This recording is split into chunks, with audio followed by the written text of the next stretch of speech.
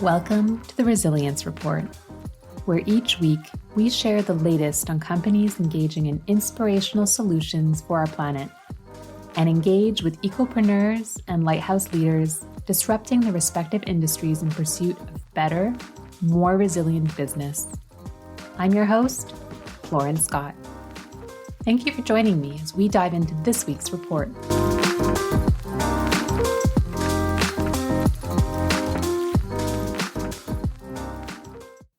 I've personally always known that access to nature was not only the reason I started caring about the environment in the first place, but it also continues to be one of the main ways in which I recharge my own battery.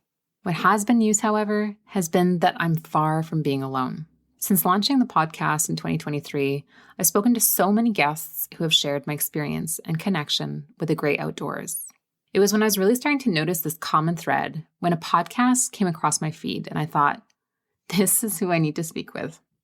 The podcast, cleverly titled Let's Take This Outside, focuses on athletes, outdoor professionals, and scientists about their connection to nature and how it affects their performance and everyday life. Their host and our next guest is Anne Ivison. Anne is a trusted media professional with over 13 years of experience in radio broadcasting, television, voiceover, and live hosting and emceeing. After many successful years in radio in the summer of 2021, Anne shifted her focus from radio to her own voiceover business. And in 2022, she launched her podcast, Let's Take This Outside. Anne's core values are firmly planted in empathy and compassion, and she strongly believes that human connection is vital to our collective happiness and success. When she isn't recording audio, you can find Anne hiking, cycling, cross-country skiing, including right after this podcast, or staring at mossy rocks. In this episode, we'll explore her professional journey, uncover lessons from remarkable guests over the years, ranging from athletes and travelers to journalists, psychologists, and business leaders, and discover how nature plays a pivotal role in everything from performance and conservation to wellness and leadership. We'll also hear about her vision for how media, in its evolving forms, can reconnect us with the environment. With that, please help me welcome Anne, the Resilience Report. I am so excited for today's episode because a common theme that we've seen over the past year and a half of the Resilience Report actually comes to two different questions. When we're asking our business leaders and entrepreneurs, A, how they first got involved and interested in sustainability and the environment, as well as how they recharge their own batteries, the answer keeps on coming back to exposure to nature and honestly just getting outside. Which is why when I came across this next guest and her podcast, I was just thinking this is the perfect fit and it expands even beyond the Resilience Report. Honestly, we focus more on business leaders and entrepreneurs. And here we had somebody focusing on people with all of these different rich backgrounds and all focused on let's take this outside. So with that, I would love to welcome the podcast host, Anne, to the show. Welcome, Anne. Thanks, Lauren. I'm stoked that the intro was so perfect and I'm really excited to kind of dive in and talk about this because I'm a business owner as well, but maybe not as cool as some of your other guests, but I'm excited to jump in. So, well, to that end, could you help walk us through your career path to setting up this podcast? To your point, you do also have your own company on top of what you would do with podcasts. If you could run our listeners through that trajectory. Sure. So I had about 13 years of experience in radio, did a little bit of TV as well, worked all over Ontario. I'm from Southern Ontario. I live in Ottawa now, which is like an outdoor haven if you haven't spent a lot of time here. That's why I live here, to be totally honest, and don't really want to go anywhere else. But I spent 13 years in radio broadcasting. I was on the air. In 2021, I got laid off right in the middle of the pandemic. It was detrimental to my mental health. But there was something in me that I feel like other business owners would be able to relate to. And it's like, I never want to have, there's always like that pivotal moment for a business owner that's like, I never want to have a boss again, right? Like, I feel like I make a terrible employee now. It's been like 3 years. But I decided, I kind of took the like spaghetti at a wall thing, like scenario afterwards. I'm like, all I know is I don't want to work for anyone else. I just want to like see what else I can do. Voiceover was this kind of like the main thing that popped up for me. And I ended up like starting to book work and I was like, oh, like I think I can make this work. So voiceover, like a lot of commercial work and e-learning and just work like that. And so that's been pretty great and sustainable the last 3 years, but still very difficult. And then his name is Matt Kundle. He owns the Sound Off Network. He was in radio and owns a podcast network in Canada. And we chatted and we have a lot of mutual friends. And he's like, you got to start a podcast. I'm like, the only way I would do a podcast if it was something that I was 100% passionate about, that I could talk to people about like nonstop. So I was like, it came pretty fast, but I was like, let's take this outside. I think it's pretty clever. To be honest, I think it's pretty clever. But essentially, I talk to athletes and outdoor professionals and scientists about their connection to nature. And it's been just over 2 years. And it's been probably one of the most rewarding, authentic projects I've ever worked on, and really happy to see where it's going. And I highly encourage, obviously, all of our listeners to go check it out. And so what we're going to do right now is we're going to dive into the different kinds of guests that Marianne has had on the show. So the first that I would love, and the one that you mentioned right at the top, which is athletes. Are you seeing that there's kind of this natural thread and connection between nature and performance when it comes to athletes? For the type of athletes that I interview, yes, it is a very strong connection. Just like you said, business leaders and nature, it's a very strong connection. It seems to always go back to that. Every one of my guests who's a professional athlete or adventurer, or like people are professional adventurers, which is like crazy, right? Have a strong link to nature and how it plays into their life. Like nature is literally a playground for many of these athletes, like Will Gadd, who climbed a frozen Niagara Falls, for example. Lindsay Webster, she's a Spartan world champion, a skyrunning world champion. She literally spends all of her time outside. So I want to talk about a couple guests I had on specifically. Mike Shorman, he's the first person with a disability. And this kind of also goes into like the psychological part of nature too. He's the first person with a disability. He has Ramsay Hunt syndrome to cross all 5 Great Lakes on a paddleboard. And Jill Wheatley, she's an athlete and a mountain climber who climbed multiple of the world's 14 peaks, over 8,000 meters, with only 30% of her vision after she lost 70% of her vision. I really wanted to bring up both of these athletes because it's not like they were born with it. It came later in life, but both of these people suffered tragic losses in their like how they function in everyday life, but they still like persevered and used nature to heal, right? And now spend a ton of time out in nature. So I think that's a huge point that I wanted to bring up. Time and time again, I hear a version of this. I had a period where, I wasn't going outside as much. I was grumpier. I was more tired. We just went through November, and November is like one of those like shoulder season months where like I didn't go outside that much. I was not like, as much as I love nature, I was like, I'm not really inspired. It's dark all the time. The sun's not out. And I myself and these athletes only realize that when they haven't been training outside. So they notice more when they had less nature in their lives. So the absence of nature is stronger than being outside every day and you're feeling good. So you really notice when it's not present in your life. Does that make sense?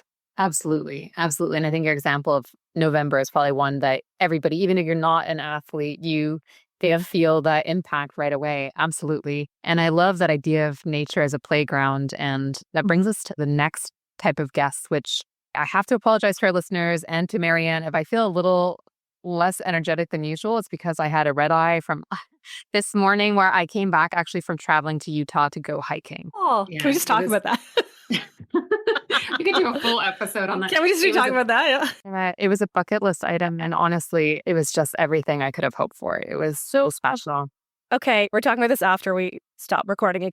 But I bring this up because I do think that there's a link between travel as well as conservation, because when I was walking around Utah and the different national parks, the topic of water kept on coming up, which is not necessarily something that you think of in the winter months, but they were just saying that reduced snow, historically, you haven't been able to do certain parts of the park in December, but because there's no snow, there's no melt, and then they're just talking about the impacts on the park and then possible tourism as well. So in speaking to the guests that you've had over the course of your show, have you seen that common thread between nature, conservation, and then tourism? So something's like very specific to what you just mentioned. I'm not sure it's because but I interviewed Dr. Daniel Scott, if I remember on top of my head. He studies the link between like how much snow there is on ski resorts. So, and how it affects North America. There's more data in the US than there is in Canada, but how different, ski resorts have had to pivot in terms of doing more summer sports, doing more mountain biking. So I highly recommend listening to that episode specifically because he talks about climate change and how they've been warning.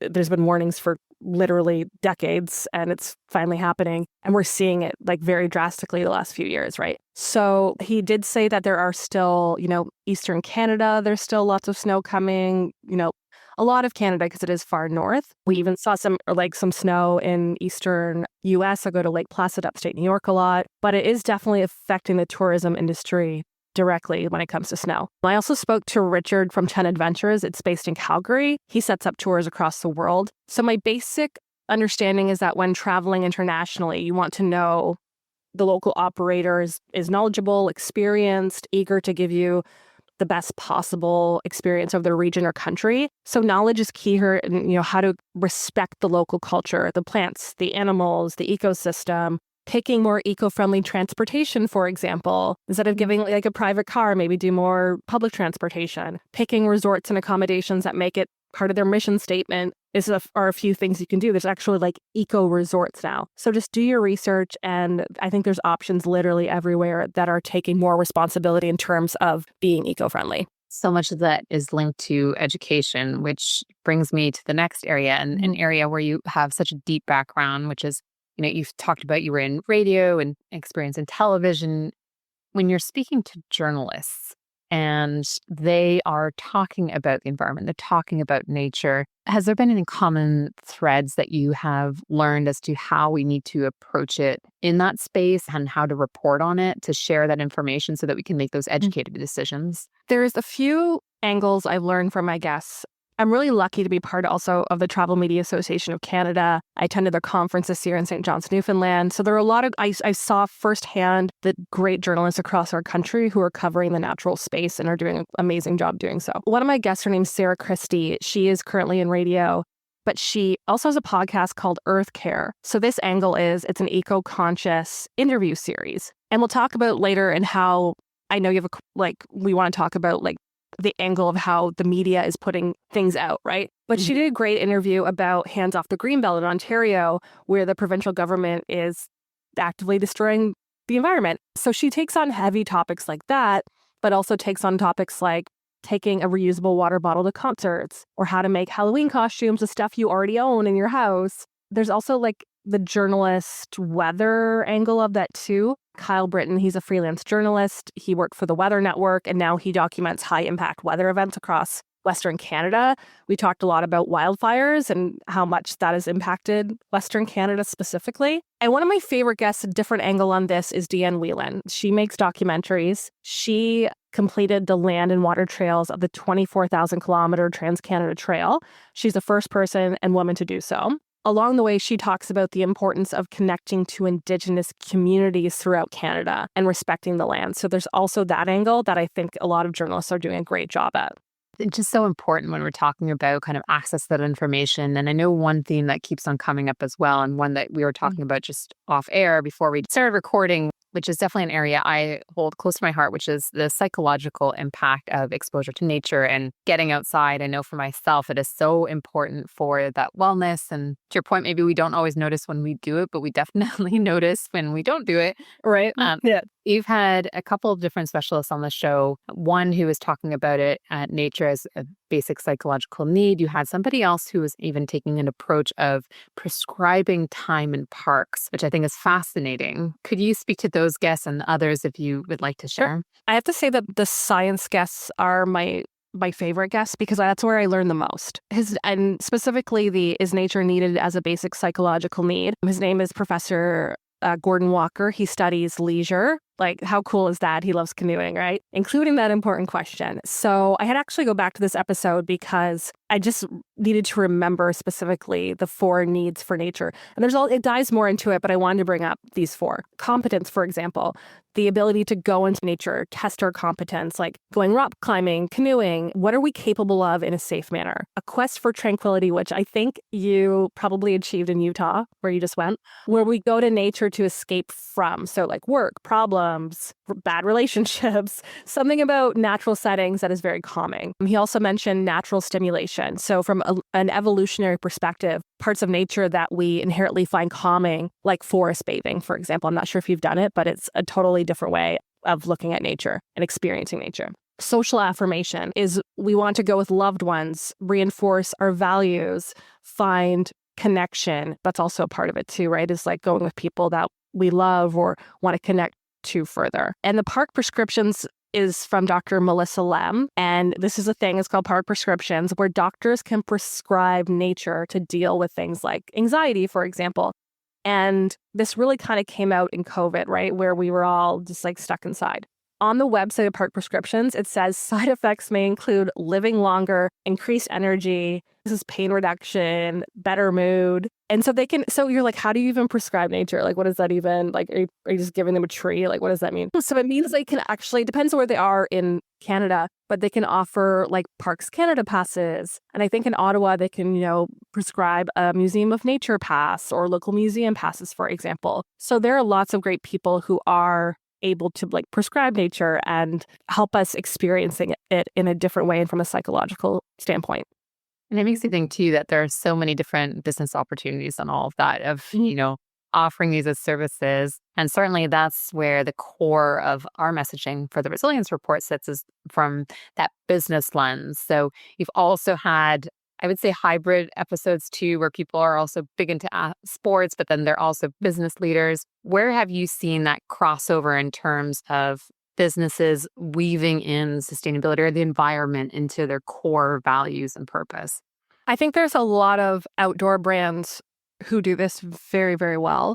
Hannah Parrish, she's at Aura Ring, which if you don't know what that is, that's like a health tracking app, but it's a ring, so it tracks like your sleep and your health metrics and your activity metrics. And I've met Hannah in person. She is an extraordinary human being. So she works for Aura, but she also has a strong love for mountain biking and cycling. She's an advocate for getting other women into cycling. And she volunteers on the Trails and Active Transportation Committee in Collingwood, spreads the word of nature and activity. I think it's a common theme throughout these outdoor active businesses that I feel like I don't know if it's actually part of like when they're hiring you, but I feel like it's like mandatory to enjoy activity and physical activity outside to work at these places, right? Or you're not really going to enjoy it. That's fair. And I have to say, I have an Aura ring, and it's really interesting. Oh, you do have one? I do have one, so I'm very well versed. Oh, that's cool. And to actually your point just before, I was wearing my Aura ring throughout my time in Utah, and my sleep score just got so much better when I was spending all day outside, just pushing myself physically. And I slept like a baby all week. So the two definitely go hand in hand. Well, I think it's also, like, I'm not a doctor, but like from what I've learned, it's not just being outside all day and getting that natural sunlight and like adjusting your circadian rhythm, but I think it's also just probably less stress for you too, right? There's definitely that. Even walking kind of the thin line of a canyon felt less stressful than maybe the average day-to-day in the office. So it was more natural. It's more natural to be walking on a canyon, I think, than being at the office. That's my personal opinion. Well, with all of this rich background of these different guests with their different respective backgrounds, what are you working on now? Is there anything that you're really excited about? Is it different iterations of the podcast? And it couldn't be beyond the podcast and your work as well. Couple things that I'm excited for in kind of early 2025 on the podcast front specifically is I have some really great guests coming in 2025. Her name's Judy. She's a founder from Color the Trails. Have you heard of it? No, I don't know this. So it's a national Black woman-owned business, and they focus on improving access to the outdoors for BIPOC adventurers. Yeah, she's really cool. So I'm very excited to talk to her. And something specifically I'm doing for my own benefit, but also trying to inspire others is the Rita Lake cycling tour. So it's in June, and it's a 2-day cycling tour from Ottawa to Kingston and back. So we're going to be doing, my boyfriend and I are going to be doing the gravel route, which is like 130K each way. So I'll be training for that. So at the end of the day, I just want to live what I preach over and over again. And literally 100% of my vacation time in the last few years and moving forward is always active vacations. If I'm going to go somewhere, I'm going to go to hike or bike or try something new. I do like, walking around cute little towns and finding coffee shops. Almost has to be an outdoor component along with it. Mm-hmm. Yeah, and I feel like the coffee shop tastes extra good after you've been acted. There's some sort of the correlation or high that comes from 100%. and I do want to scratch the surface a little bit further on the media background. So you were saying Sure. from the journalists, you're talking about how they're approaching it, but I think all of our industries, regardless of our background of our guests, are just changing so quickly. But I feel like the media space in particular Mhm. is just moving at warp speed. When it comes to talking about the environment, do you have any thoughts as to how our listeners can best approach it in the media space and knowing that it's changing so quickly from the more traditional outlets to whether it's social media, podcasts, others? In my opinion, there's two polarizing sides to our attention span. So we have these like very short Instagram reels and TikToks with information that people eat up. There's whole like skincare TikTok and hair TikTok and mom TikTok, right? I'm sure there's nature TikTok. And then we have, so it's like polarization. So one end we have these very short, like 5-second Instagram reels. And then on the other hand, we have like these 2-hour long podcasts coming out. And both of them are being consumed. So in that theme, I'm not going to really talk about traditional media. I want to talk about more new media. I think education is very important and reminding people that, hey, climate change is real. We need to take care of the environment for it to be here for our children and future generations. So I think that's what we should be using media for, because there's so much on the opposite end of things that is infuriating. So I think just education and getting the word out, whether it's a 10-second TikTok or it is a podcast like this or your podcast, right? Or my podcast, and trying to educate people. It's funny. I never really noticed it, but you're absolutely true that are at those two extremes with TikTok or like an Andrew Huberman or a Rich Roll podcast that is 3.5 hours. It's fascinating that we've gone those two extremes. Yeah, I agree. And you were mentioning the natural transition towards the podcast and kind of how you felt the need to get outside. Was that the moment for you where you realized that you wanted to dedicate at least part of your time towards talking about the environment, or was it something when you were younger? What did that journey look like for you? So I grew up on a farm and played in the forest. So like, I don't know if there was like a specific event. I don't know if there was like a specific moment. But the first time I was in the Canadian Rockies, here's the thing. A lot of Canadians haven't had the privilege to be in the Canadian Rockies. Even I live in Ottawa and Gatineau Park is my playground. It's right across. It's 15 minutes from me. A lot of people in Ottawa have never been to Gatineau Park either, which is wild to me. But the first time I was in the Canadian Rockies, I was with my sister. She lived out there. I was in my early 20s. I knew there's something about mountains that makes you realize that you're part of something bigger and a little bit like you're small and insignificant at the same time. A bigger scale of that would be I was in Nepal going to Everest Base Camp, for example, and you're literally surrounded by the highest mountains over 20,000 feet in the world, right? So I've had multiple experiences throughout my life. Climb Kilimanjaro as well. Like, you feel so tiny and so small and so insignificant, but if you can like make even the smallest impact, like for example, by launching Let's Take This Outside and having these conversations over and over again and sharing with my audience, I think that's really important. First of all, it's amazing that you've done all those different climbs. That is fascinating. And I think there's this element of, I was really observing this past week, of awe. If, to your point of you feel so small and this opportunity to feel like you do have a role in it and to kind of own that, but that you are some part of something so much bigger. And I don't think you need to climb mountains to be a part of that. I think it's even exploring nature in your own backyard, in your own community, right? I think there's just these everyday things that we can observe and making us realize like, hey, we are part of something. Like I'm sure when you're hiking in Utah, you probably felt more connected than you have in a long time, maybe. I don't know what your regular workout schedule is, but being there and like just being there specifically to go hiking in this beautiful place you've probably never been to, those kind of experiences make us feel very connected. And as an entrepreneur, I know you're saying that it's maybe fits you better than being in the 9-to-5 office. However, it's not always easy of trying to balance that and create your own space and to run your own business. How do you fill your cup when you're running your own thing? Is it going back to connecting with nature? Do you have other tools in your toolbox? I'd love to hear more. They kind of all go back to that. They all kind of go back to nature. I also use the Headspace app. I love like just trying to like reconnect. But taking breaks throughout the day, going for a simple walk, sticking my head at my patio window, going on a weekend adventure every few months is really important, and going to my favorite places, I think, is really important. I always kind of feel refreshed. But sometimes it's really hard to just get outside even for a walk. So I'm really trying to walk more. And honestly, right now I do have, I don't know if this is TMI, I have my sports bra on right now because I'm going cross-country skiing, right? I have a nice sweater over top, but I'm actually ready to go cross-country skiing the moment that we are done this interview.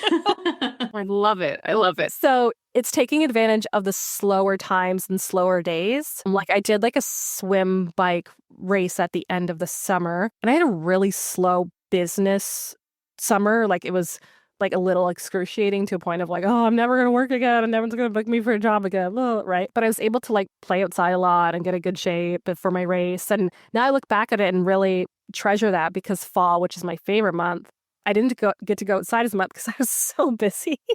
Right. So I think it's just taking advantage of those slower days and those slower times and really just embracing it, because there's nothing worse than sitting inside, having to work, hitting deadlines, and it's sunny and beautiful out.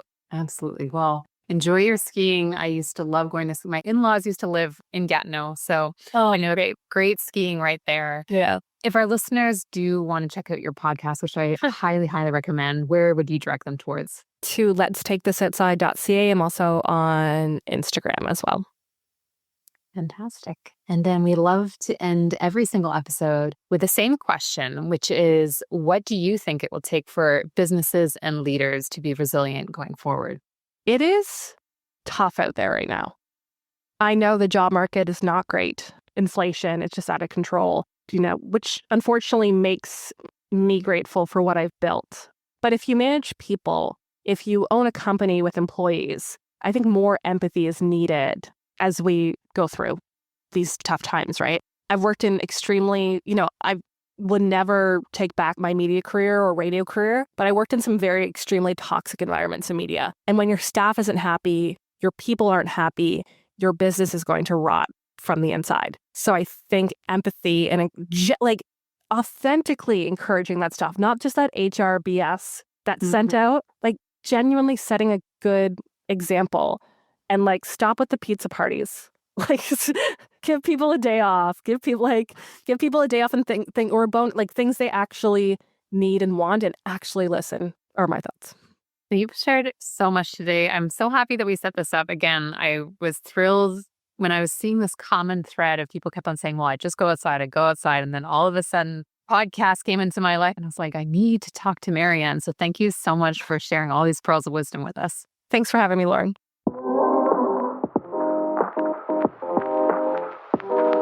I hope that you've enjoyed this week's edition of the Resilience Report.